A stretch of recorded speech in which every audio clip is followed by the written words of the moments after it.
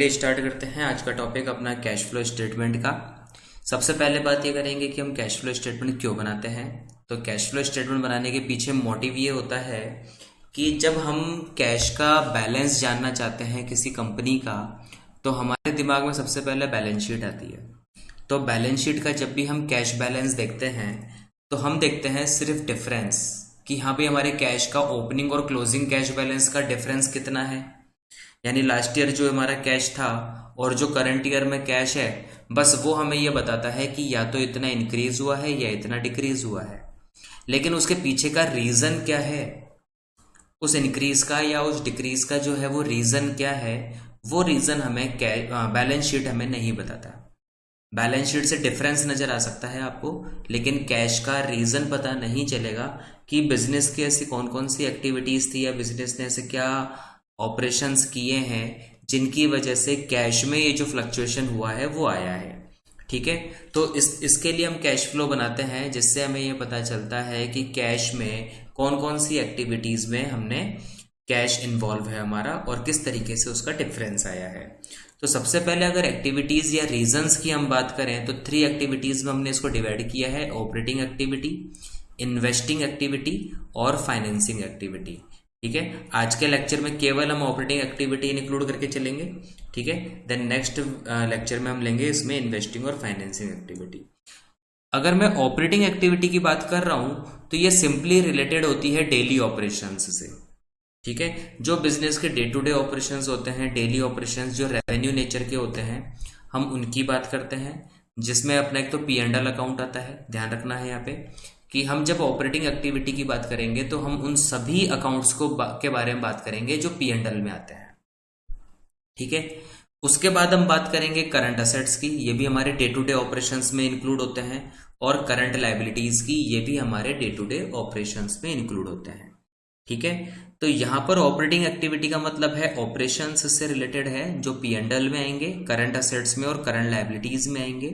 यानी हम बाकी के एलिमेंट्स जो होते हैं हमारे, यानी जो फिक्स्ड असेट्स होता है, इन्वेस्टमेंट होता है, शेयर कैपिटल होते हैं, लॉन्ग टर्म लोन्स वगैरह होते हैं, इनको हम इन्वेस्टिंग या फाइनेंसिंग में रखेंगे। बाकी एलिमेंट जो P&L वाला है, करंट असेट्स वाला है और करंट लायबिलिटी वाला, वो हम केवल ऑपरेटिंग में रखने जा रहे हैं। सबसे पहले अगर हम परफॉर्मा की बात करें कि हमारे कैश फ्लो स्टेटमेंट का परफॉर्मा कैसा होता है, तो कैश फ्लो स्टेटमेंट जो हम बनाते हैं वो अकाउंटिंग स्टैंडर्ड 3 के हिसाब से बनाते हैं, जो कि रिवाइज्ड है। अकाउंटिंग स्टैंडर्ड टोटल 32 होते हैं। 32 में जो 3rd नंबर का है वो कैश फ्लो स्टेटमेंट का रूल्स है। ठीक है, उसके हिसाब से हम बनाते हैं। इसके जस्ट नीचे लिखा जाएगा फॉर द ईयर एंडिंग 31 मार्च 2020, यानी जो सेकेंड ईयर होगा हम उसको यहाँ पे लिखेंगे। क्वेश्चन में हमेशा 2 ईयर्स गिवन होंगे, मान लो 1920 दिया हुआ है तो हम 20 लिख देंगे यहाँ पे। उसके बाद हम यहाँ पे पर्टिकुलर में हम लिख देंगे सबसे पहले ए में कैश फ्रॉम ऑपरेटिंग एक्टिविटी। अब ऑपरेटिंग एक्टिविटी का एक पूरा प्रोसीजर होता है जो हमें फॉलो करना होता है। वो प्रोसीजर है, सबसे पहले आपको लेना है net profit before tax during the year. ठीक है, अब इसको निकालते कैसे हैं, तो आपकी बैलेंस शीट में आपको P&L का बैलेंस जरूर देगा। ठीक है, तो उसके P&L के जो क्लोजिंग बैलेंस होगा उसमें से आप ओपनिंग बैलेंस लेस कर दीजिए, तो ड्यूरिंग द ईयर जो आपने प्रॉफिट कमाया होगा, अर्न किया होगा, वो आपके सामने आ जाएगा। ठीक है, ओपनिंग बैलेंस का मतलब हो गया, ओपनिंग P&L का मतलब हो गया जो आपने लास्ट ईयर तक कमाया, क्लोजिंग का मतलब हो गया जो आपने करंट ईयर तक कमाया। तो दोनों के बीच का डिफरेंस आपको बता देगा ड्यूरिंग द ईयर। इसमें आपको ऐड करना है प्रोविजन फॉर टैक्स। यहां पर यह समझना बहुत जरूरी है कि ये होता क्या है। प्रोविजन फॉर टैक्स यहां पर लेना है, आपको टैक्स पेड नहीं लेना है। क्योंकि क्या होता है, जब भी हम टैक्स की बात करते हैं तो एक फर्स्ट ईयर में जब हम टैक्स का प्रोविजन बनाएंगे तो उसको हम नेक्स्ट ईयर में पे करेंगे। ठीक है, तो यहां पर प्रोविजन की बात है, और जब भी प्रोविजन की बात होगी तो हमने करंट ईयर में जो प्रोविजन बनाया है जिसको हम नेक्स्ट ईयर में पे करेंगे, हम उसकी बात कर रहे हैं। ठीक है, यानी हम यहाँ पर पेड की बात नहीं कर रहे हैं, हम यहाँ पर मेड की बात कर रहे हैं। ठीक है, तो जो प्रोविजन फॉर टैक्स मेड जो ड्यूरिंग द ईयर हमने बनाया है उसको आप वापस ऐड बैक कर दो, तो ये बिफोर टैक्स हो जाएगा, क्योंकि हमें यहाँ पे लेना है नेट प्रॉफिट बिफोर टैक्स। ठीक है, इसकी अमाउंट आ जाएगी आउटर कॉलम में, इसकी जो भी अमाउंट होगी ये आउटर कॉलम में हम यहाँ पे लिख देंगे। उसके बाद हमें ऐड करना है non operating and non cash expenses. ठीक है, अब आप ये कहेंगे कि ये कैश फ्लो स्टेटमेंट है तो इसमें नॉन कैश आइटम क्या कर रहा है, ठीक है। तो मैंने यहाँ पर बताया है कि हम जो है वो अकाउंटिंग स्टैंडर्ड थर्ड रिवाइज के हिसाब से बना रहे हैं। इसका मीनिंग होता है कि हम जो बना रहे हैं तो ये इनडायरेक्ट मेथड है, ये जो है वो इनडायरेक्ट मेथड है। कैश फ्लो स्टेटमेंट बनाने का इनडायरेक्ट मेथड है, यानी हम नॉन कैश आइटम को या नॉन ऑपरेटिंग आइटम को प्रॉफिट में से रिमूव कर रहे हैं ऐड करके, क्योंकि हमने पहले P&L में इनको इंक्लूड किया होगा एक्सपेंसेस में। तो एक्सपेंसेस क्या होते हैं, इनकम में से लेस हो जाते हैं तो नेट प्रॉफिट आता है। तो ये एक्सपेंसेस लेस होके P&L में इंक्लूडेड हैं, तो हम उनको एक्सक्लूड कर रहे हैं ऐड करके वापस। ठीक है, तो इसको P&L में से रिमूव करना कहता है। तो नेट प्रॉफिट में से हम जो भी एक्सपेंसेस आप ऐड करोगे, इसका मतलब उस एक्सपेंसेस को आप P&L से रिमूव कर रहे हो आप। तो नॉन ऑपरेटिंग या नॉन कैश एक्सपेंसेस को आप क्या करोगे, ऐड करोगे।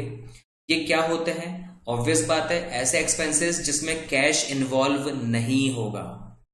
ठीक है, जिसमें कैश इन्वॉल्व नहीं होगा या फिर वो डेली ऑपरेशन से रिलेटेड नहीं होगा। फॉर एग्जाम्पल डेप्रिसिएशन, आप सब जानते हैं डेप्रिसिएशन फिक्स्ड एसेट्स पे लगेगा, लेकिन डेप्रिसिएशन नॉन कैश होता है, कभी भी इसको लेके हम पेमेंट नहीं करते। ट्रांसफर टू रिजर्व, जब हम ट्रांसफर टू रिजर्व करते हैं तो ना ये कोई एक्सपेंडिचर होता है हमारे लिए, ना ही कोई इनकम होता है, लेकिन फिर भी ये हमारे प्रॉफिट को कम कर देता है, तो हम इसको वापस एड बैक करेंगे। गुडविल रिटर्न ऑफ हम करते हैं, ठीक है, जो हमारी बैलेंस शीट में गुडविल होती है उसको P&L से ही राइट ऑफ करते हैं। ठीक है, लेकिन गुडविल के नाम पे भी हमें कोई पेमेंट नहीं करना होता, ये भी नॉन कैश आइटम है। प्रिलिमिनरी एक्सपेंसेस में हमें पे तो करना होता है, पर ये नॉन ऑपरेटिंग है। क्यों, क्योंकि प्रिलिमिनरी एक्सपेंसेस जो होते हैं वो हमें इश्यू ऑफ शेयर पे पे करने होते हैं, और इश्यू ऑफ शेयर जो होता है फाइनेंसिंग एक्टिविटी का पार्ट होगा, जो हम आगे पढ़ेंगे। ठीक है, तो प्रिलिमिनरी एक्सपेंसेस भी हमें यहाँ नहीं लेना है। एनी प्रोविजंस, प्रोविजन का मतलब ही ये होता है कि फ्यूचर में पेमेंट करेंगे, लेकिन आज हम उसका क्या कर रहे हैं, प्रिपरेशन कर रहे हैं। तो आज हम प्रिपरेशन करेंगे तो आज तो कोई पेमेंट नहीं होगा, तो हमने P&L में क्यों लिखा। ठीक है, P&L लिखना सही है, लेकिन कैश फ्लो के हिसाब से वो नहीं होना चाहिए, तो यहां पर हम एड बैक कर देंगे उसको वापस। इसी तरीके से loss on sale of assets, तो जो loss on sale of asset है, असेट्स में जो लॉस हो चुका है वो पैसा हमें नहीं मिलेगा, वो भी नॉन कैश आइटम है, इसलिए उसको भी यहाँ पे ऐड इंक्लूड कर लिया जाएगा। इसी तरीके से प्रपोज डिविडेंड है।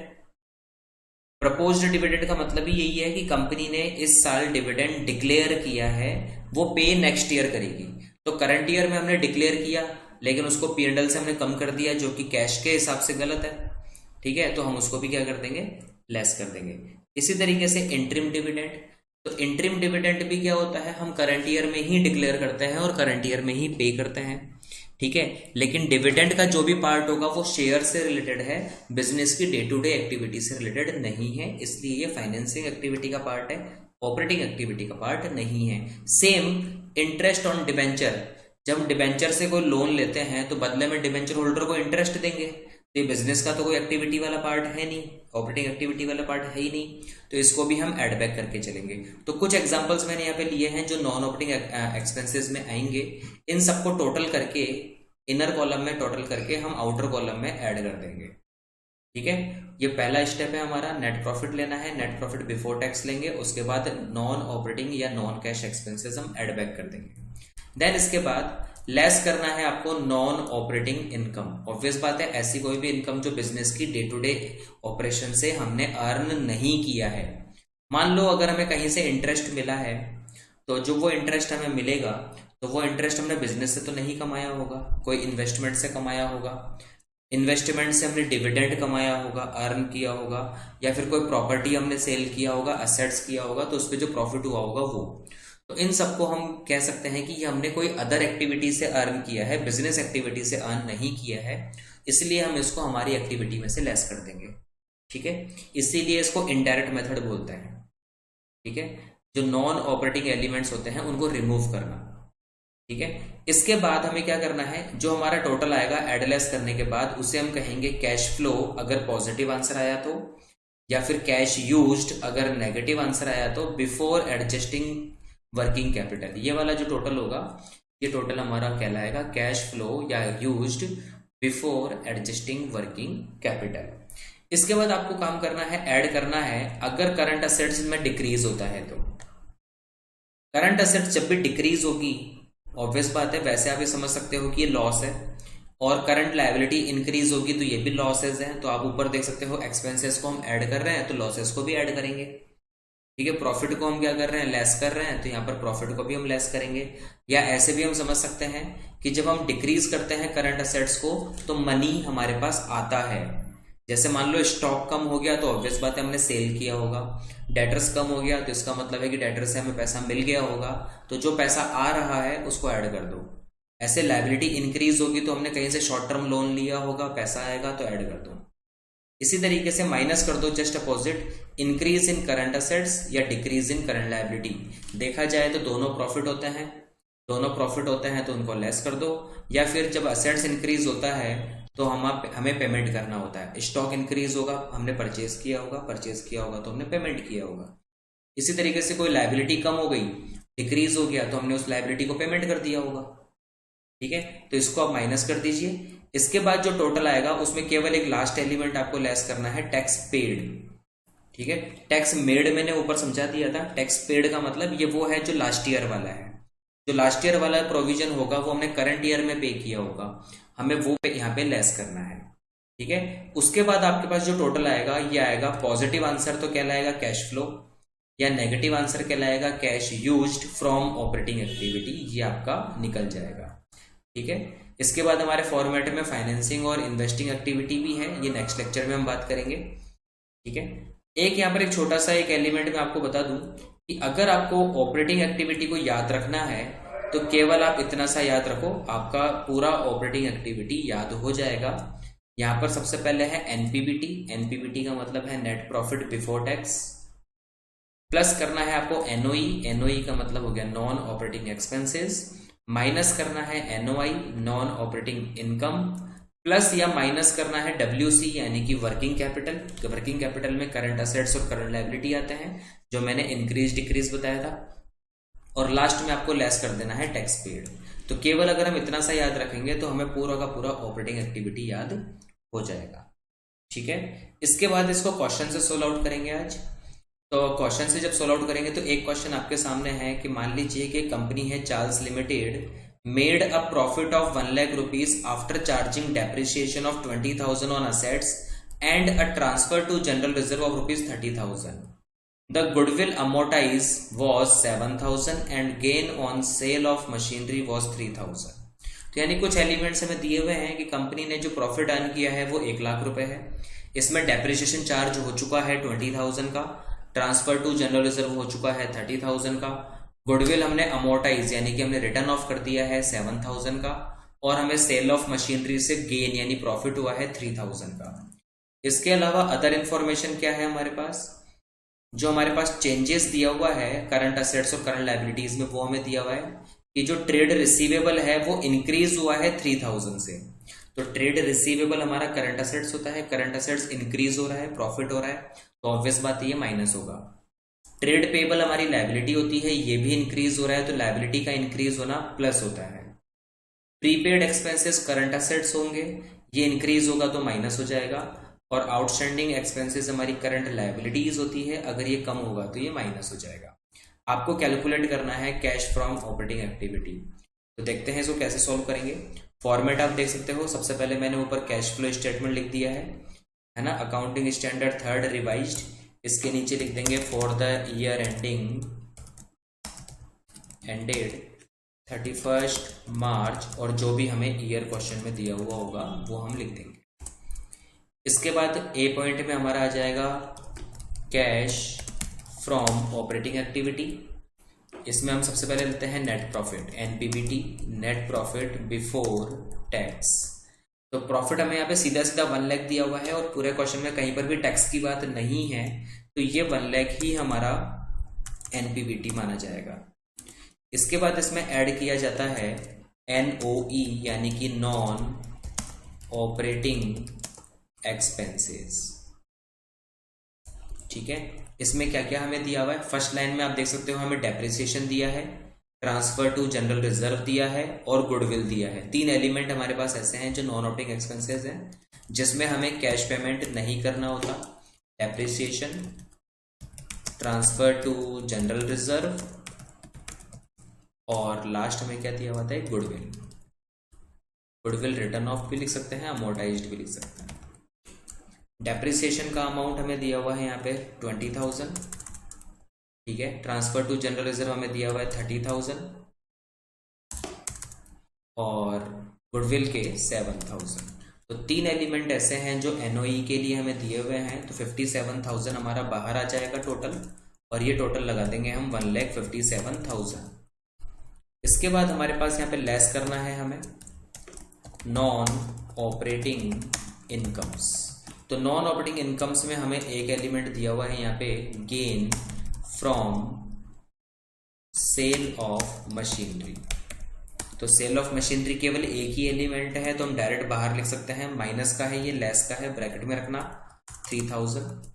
तो इससे हमारा जो टोटल आएगा वो आ जाएगा 157 में 3,000 हम लेस कर देंगे तो 1,54,000 हमारे पास ये आ जाएगा। पॉजिटिव आंसर है, इसलिए हम इसको लिख देंगे cash flow before adjusting working capital. अब हमें वर्किंग कैपिटल को एडजस्ट करना है, तो सबसे पहले हम ऐड करेंगे, ठीक है। ऐड हम किस चीज को करते हैं, या तो इंक्रीज इन करंट असेट्स को ऐड करते हैं, सॉरी डिक्रीज, या तो हम लेस करते हैं डिक्रीज इन करंट असेट्स, या इंक्रीज इन करंट लायबिलिटीज को हम क्या करते हैं, ऐड करते हैं। तो ऐसी कौन कौन सी असेट्स या लायबिलिटी है जो इस कैटेगरी में आ रही है। तो सबसे पहले आप देख सकते हैं ट्रेड रिसीवेबल, ये तो इंक्रीज है, तो ये तो माइनस एलिमेंट है। करंट लायबिलिटी ट्रेड पेबल है, ये इंक्रीज हो रहा है 6,000। तो अगर करंट लायबिलिटी इंक्रीज होगा तो यहां रखेंगे ट्रेड पेबल, ये हमारा हो गया 6,000 रुपीज। इसके बाद प्रीपेड एक्सपेंसेस इंक्रीज हो रहा है, ये भी माइनस का एलिमेंट है, और आउटस्टैंडिंग एक्सपेंसेस डिक्रीज हो रहा है, ये भी माइनस का एलिमेंट है। तो केवल एक ही एलिमेंट है 6,000, सीधा हम बाहर लिख सकते हैं इसमें, ठीक है। या फिर आप एक बार इसको अंदर लिख लीजिए और टोटल जो है वो बाहर लिख देंगे हम इसका एक साथ, ठीक है। इसके बाद लेस कैटेगरी आ जाएगी, जिसमें आ जाएगा इंक्रीज इन करंट असेट्स और डिक्रीज इन करंट लायबिलिटी। तो इसमें हमें दिया हुआ है, क्वेश्चन में हम देख सकते हैं यहाँ पे हमें क्या क्या दिया हुआ है। एक तो हमें ट्रेड रिसीवेबल दिया हुआ है 3,000 का जो इंक्रीज हुआ,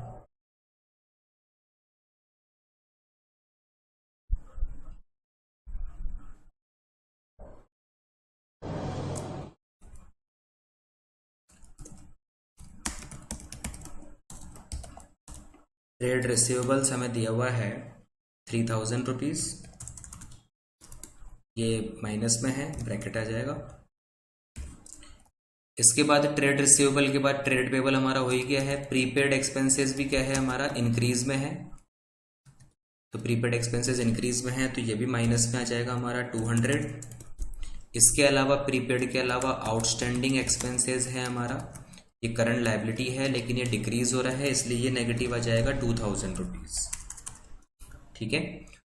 बस ये एलिमेंट्स है हमारे पास। तो टोटल जो इंक्रीज डिक्रीज अगर हम टोटल करेंगे तो 6,000 हमारे प्लस के हैं और 5,200 हमारे माइनस के हैं। तो अल्टीमेटली जो ओवरऑल आएगा वो 800 हमारा प्लस का आ जाएगा, ठीक है। तो अब हमारे पास आ जाएगा कैश फ्रॉम ऑपरेटिंग एक्टिविटी। तो कैश फ्रॉम ऑपरेटिंग एक्टिविटी हमारे पास आ जाएगा 154 प्लस 800 यानी कि 1,54,800। यहाँ पर इसलिए आ जाएगा क्योंकि टैक्स की कोई बात नहीं है। अगर टैक्स की बात होती तो वो और लेस हो जाता, देन फिर ऑपरेटिंग एक्टिविटी का आंसर आता। तो यहाँ पर 154,800 आपका आंसर आ जाएगा ऑपरेटिंग एक्टिविटी का। इसी तरीके से एक क्वेश्चन और है सेकंड, इसको भी हम देख सकते हैं, इसको भी किस तरीके से सोल्व आउट करेंगे। तो सबसे पहले अगर अपन बात करें क्वेश्चन में, देखते हैं क्वेश्चन में क्या क्या एलिमेंट गिवन है। तो सबसे पहले हमें प्रॉफिट गिवन है यहाँ पे, profit made during the year 2,50,000 after considering the following items. तो हमें क्या क्या दिया हुआ है, सबसे पहले डेप्रिसिएशन, ये नॉन कैश एलिमेंट है हमारा, ठीक है। नॉन कैश एलिमेंट की वजह से ये क्या हो जाएगा, हमें जो हमारा एनओई कैटेगरी है उसमें आ जाएगा। अमोर्टाइजेशन ऑफ गुडविल ये भी उसी में आ जाएगा। Loss on sale of machinery ये भी नॉन कैश है। और profit on sale of land जो है वो हमारा क्या हो जाएगा, नॉन ऑपरेटिंग इनकम कैटेगरी में आ जाएगा। इसी तरीके से हमें ओपनिंग और क्लोजिंग बैलेंस दिया है इस बार, करंट असेट्स करंट लायबिलिटी का ओपनिंग क्लोजिंग बैलेंस दिया हुआ है। तो इसको कैसे सॉल्व करेंगे,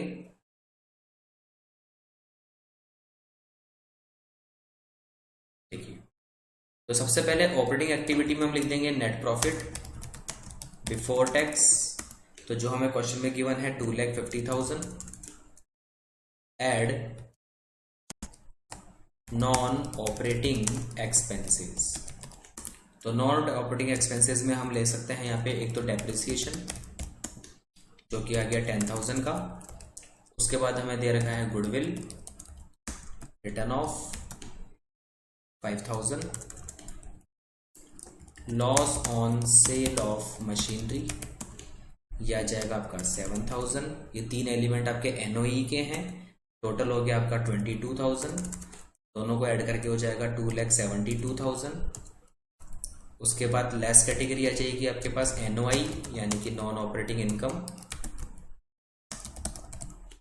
तो नॉन ऑपरेटिंग इनकम में आपके पास आ जाएगा profit on sale of land जो कि 3,000 का है। अकेला वैल्यू है, सीधा बाहर आ जाएगा 3,000 और टोटल हो जाएगा 272 माइनस 3 तो 2,69,000। ये हो गया आपका cash flow before adjusting working capital. इसके बाद आपको ऐड लेस करना है। तो आप ऐसे भी कर सकते हैं, ऐड या लेस कुछ भी, दोनों एक साथ भी कर सकते हो आप। ऐड लेस वर्किंग कैपिटल इस तरीके से भी लिख सकते हैं हम। और यहाँ पे जो भी आपको दिया हुआ है, जैसे ट्रेड रिसीवेबल दिया हुआ है, तो ट्रेड रिसीवेबल आप देख सकते हो पहले जो है वो 22,000 था क्योंकि 23,000 2020 का है और 22,000 जो है वो 19 का है। ठीक है, तो ओपनिंग में 22 था, क्लोजिंग में 23 हो गया। तो करंट असेट्स हमारी इंक्रीज होगी। तो करंट असेट्स इंक्रीज होती है तो माइनस होती है। ठीक है, तो 1,000 ये माइनस हो जाएगा। ऐसे ही ट्रेड पेबल की बात करेंगे तो ट्रेड पेबल पहले 15,000 था, अब हमारा हो गया 10,000। तो 5,000 का डिक्रीमेंट आया है तो माइनस हो जाएगा 5,000। करंट लायबिलिटी है इसलिए। प्रीपेड एक्सपेंसेस की अगर हम बात करेंगे तो प्रीपेड एक्सपेंसेस करंट असेट्स है। ठीक है, 6,000 से 4,000 हुआ है, 2,000 डिक्रीज हुआ है तो प्लस होगा 2,000 रुपीज। करंट असेट्स का डिक्रीज होना हमारा प्लस होगा, इसके अलावा कोई एलिमेंट नहीं है। ये जो एडलेस होके आया तो 6,000 तो माइनस का है, 2,000 प्लस का है तो 4,000 आपका माइनस हो जाएगा। यहां पर टोटल आ जाएगा आपका 269 माइनस 4 तो 2,65,000 आपका आंसर हो जाएगा। आप ऐसा भी शो करना चाहें तो कर सकते हैं लेस टैक्स पेड जो कि है निल, और ये आ गया आपका cash flow from operating activity जो कि 2,65,000 आंसर आ चुका है। ठीक है, तो ये जो कुछ एग्जांपल्स के थ्रू है आपका जो ऑपरेटिंग एक्टिविटी बिल्कुल क्लियर है। ठीक है, अब इसके रिगार्डिंग अगर कोई प्रॉब्लम हो तो हम उससे बात करेंगे, देन उसके बाद आगे टॉपिक लेके चलेंगे इन्वेस्टिंग का और फाइनेंसिंग का।